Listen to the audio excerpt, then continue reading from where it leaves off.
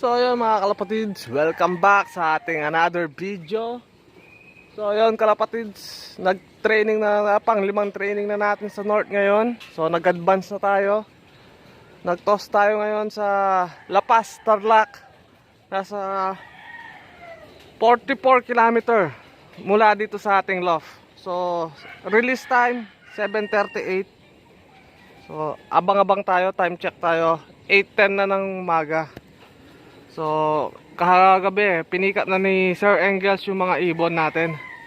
So, ngayon, 8:10, nag-aabang na tayo. Sa release point, medyo makulimlim daw. Pati naman dito sa ating lugar. Ayan. So, yun, kalapatids. Abang-abang tayo. Ano pala, 8 na piraso yung inagis natin doon. So, tingnan natin kung may magbe-breakaway ba sa ganitong panahon, sa makulimlim na panahon, meron ba? Ayan, nagpaparonda si Boy Kati. Ayan, mga ano lang yon, mga unknown line ng mga bata-bata lang. So ayan mga kalapatids, mamaya na lang, abangan na lang natin mamaya. Video ko na lang pagdating nila mga kalapatids. 8:10 na, so mga 8:20 hanggang 8:30 tansya ko. Mabilis na nun sila mga kalapatids.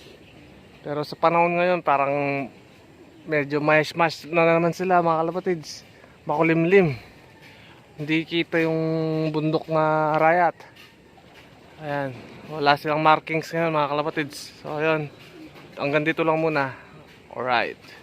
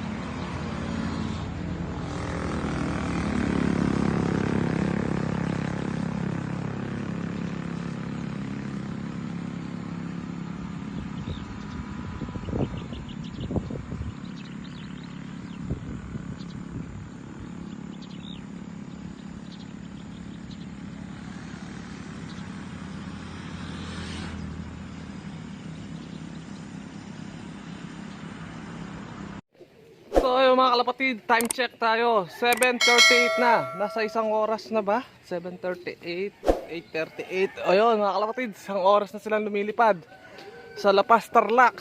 So sa palagay ko, ito na yon. Ito yung grupo na yon, 2, 4, 6, 8. Ayan, 8 sila. So sa palagay ko, ito na yung mga yon. Ayan, nagro-ronda pa sila. So hindi pa natin alam kung ito na yung mga pinakawalan natin sa La Paz. So ayun yung mga ano natin, medyo di kita dito sa camera eh.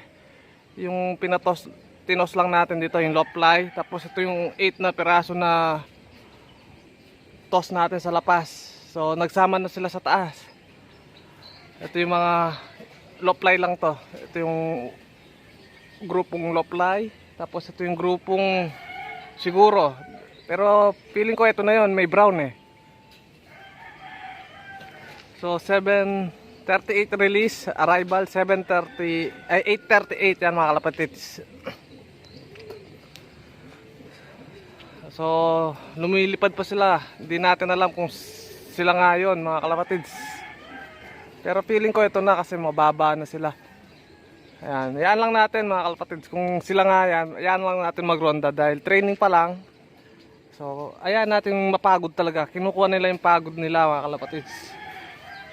Eh, kailangan natin sa race natin, malakas yung ibon. So, yan lang natin silang maglipad-lipad pa dyan. Wag na natin papapasukin agad. Hindi naman derby eh. Pag derby na doon natin i-training na papasukin agad. So, yun mga kalapatids. Ewan ko kung yun na nga yun mga kalapatids. Ayan. Pero feeling ko ito na yun. Andyan na yun eh. Okay. Sila na nga. Yung mga grupong lapas. Ayan. So, lumilipad pa sila. So, yun. Nakasabay na si Boy Dakit. Ayan. So, mga kalapatids. Tamang training lang. Ayan. Palakasin lang natin habang training. So, yun lang yung sistema natin dito. Ewan ko na lang kung gusto nyong gayahin o hindi. Pero, yun lang yung ano natin. Ito lang yung sistema natin simulat sa pool. So, hindi naman tayo nawawalan sa dulo. Ayan. Lagi naman tayo may sinasakay sa dulo kahit ilang piraso lang mga kalapatids. Swerte na lang talaga ang kulang. So, ngayon lang tayo naglaban ng marami niyan. So naglalaban tayo dati 4, 3 lang. Tapos magsasakay tayo lagi sa dulo. Pero ngayon nasa 30 plus yung isasakay natin. Ewan ko kung makasungkit tayo mga kalapatids. Ngayong summer. First time tayo magsasakay ng ganung karami. So good luck sa atin mga kalapatids. Tignan natin yung kondisyon natin. Kung tama ba o mali. Para ma-adjust natin. So ito yung low fly kanina. Iba pala yung ano, mga bata to, mga low fly. Shh, pasok. Pasok. So sumabay pa yung mga grupong naglapas eh. Umikot pa sila mga kalapatids. Ito yung mga mahihinang nila lang. Mga tamad na nila lang. So ayan, papasukin natin. Pasok. Ayan. So yan. Video na lang natin pag sumabay pa dun sa grupong low fly natin mga kalapatids. Magtatagal ulit yun. Alright. So ito na mga kalapatids, pababa na sila. Ayan. 2 ay may grisel, may kasama tayong grisel. 2 4 6 8 9. So nagpakawala tayo ng 8. May dakit tayong grisel mga kalapatids. Kanino kaya to? Kalapatids, papasukin natin. Baka sakaling kanino kaya itong mahinang nilalang. Paalisin natin agad tong grisel. Baka may sakit mga kalapatids. Delikado yung adeno ngayon mga kalapatids. Ang hirap gamutin ng adeno mga kalapatids. Kaya kung may katiman kayo, bugawin natin. At saka pasok. Pasok.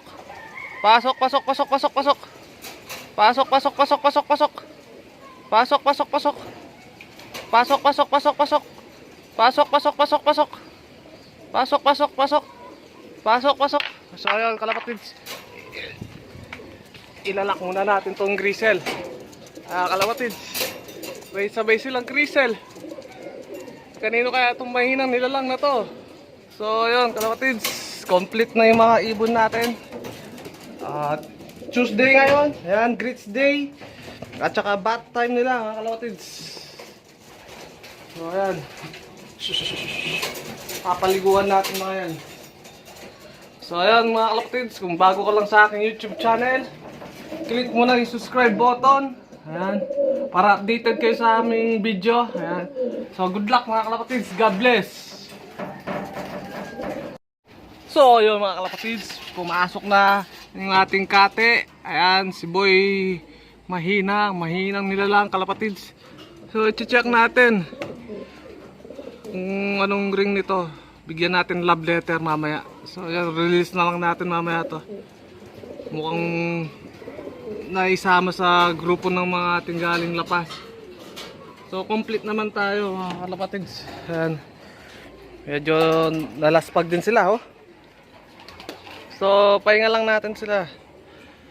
So, pag ako training, hindi ako nagbibigay ng electrolytes mga kalapatids. Probiotics tayo.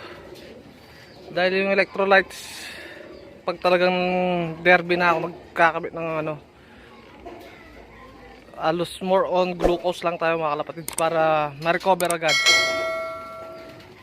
So ayun mga kalapatids, don't forget to subscribe.